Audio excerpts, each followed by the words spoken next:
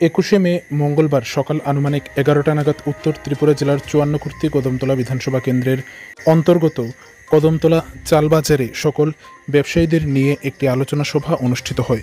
মূলত বাজারে শেডঘর বণ্টনকে কেন্দ্র করে কিছু সমস্যা তৈরি হয়েছিল, সেই সকল সমস্যা সমাধান করার জন্য এই আলোচনা সভার আয়োজন করা হয়।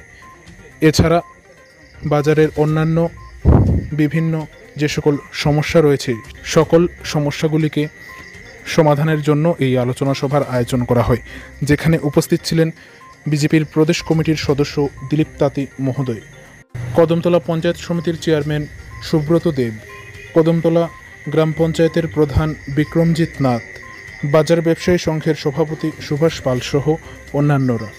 কদমতলার মাধ্যমে আমরা প্রত্যেক গ্রামবাসীদের কাছে একটা সন্দেশ দিতে পারবো যে আমরা ভালো জায়গার মধ্যে ভালো কিছু করতে চাইছি।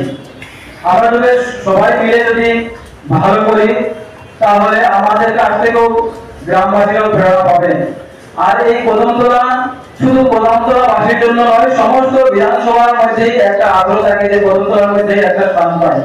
তাই আমি কদমতলা এখানে যারা কমিটি আছে ওনাদেরকেও আগ্রহ করবো যে যখন এই সড়কগুলা দেবেন তো সঠিকভাবে যাতে নির্ণয় হয়। প্রত্যেক গ্রাম থেকেই যারা এখানে আগে থেকে ব্যবসায়ী ছিলেন, নিশ্চয়ই হয়তো আগে যারা ব্যবসায়ী ছিলেন ওনাদের সাথেও কথা হয়েছে যে সময়।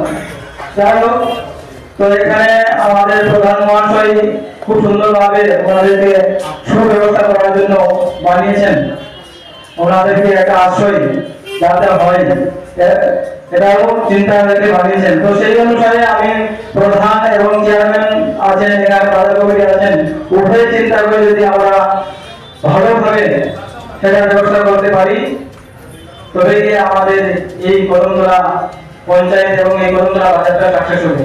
আমি বিশেষ কিছু বলবো না, এখানে সবাই অভিজ্ঞ ব্যক্তি আছেন, কথা বলে খুব সুন্দরভাবে উঠে এসেছে, সবের সহযোগিতা একান্ত কাম্য।